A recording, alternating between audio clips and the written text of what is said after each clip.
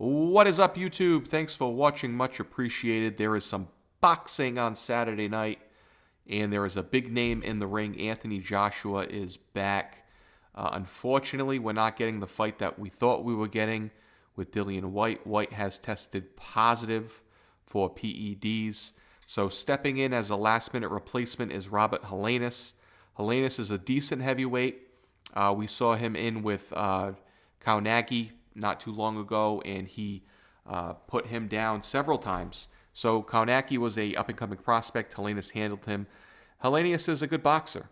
He's an older heavyweight, but he can hold his own in there. So I'm going to give you guys my prediction on what I think is going to happen on Saturday night.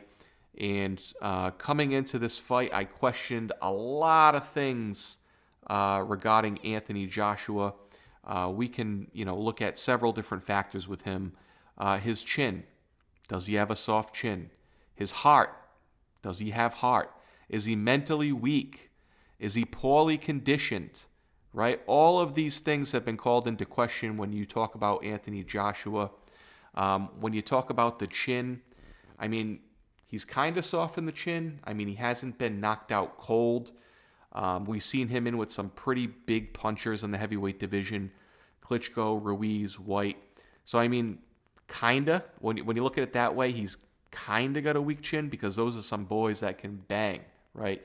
And when you get caught from any of those guys, you're gonna get chin tested, which he has. The no heart thing. Again, it comes down to the fact that he hasn't really quit in the corner, right? He might have checked himself out early.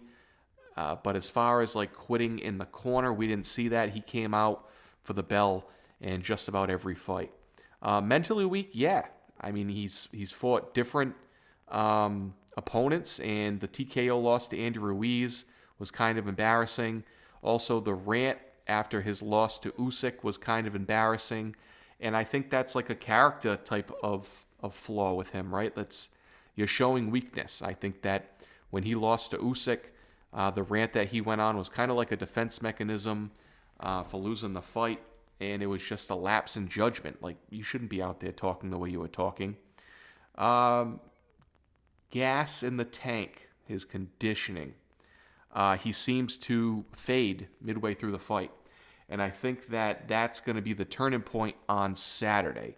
If Robert Helenius can take Anthony Joshua into the later rounds and really question his, two things, right? His heart, his mental approach, and then the big one that I think he has the biggest problem with is the conditioning and the gas in the tank. So I think that, if Robert Helenius gets hit with a big punch early, obviously it's Anthony Joshua's fight. If it goes to the later rounds, I think we could see an upset. I think we could see Helenius pull the upset.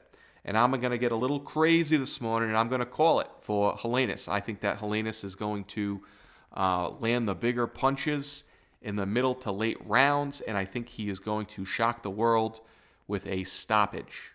And I say that because Helenius was able to hang in there with Kaunagi, and Kaunagi was the kind of guy that was throwing 100 punches around, right? Not much pop on him, but he's throwing 100 punches around. He could weather the storm, and he's able to win that fight. When you look at the Deontay Wilder versus Helenius fight, we're talking freak power from Wilder. So, obviously you got freak power and you land one on Helenius, you're going to knock him out. That happened to him. It happens to, the best heavyweights in the world. So I'm getting a little crazy here, I'm predicting a Robert Helenius upset in the mid to late rounds. What do you guys think? Comment below. Leave in the comments who you think is going to win and how he's going to win. All right, peace.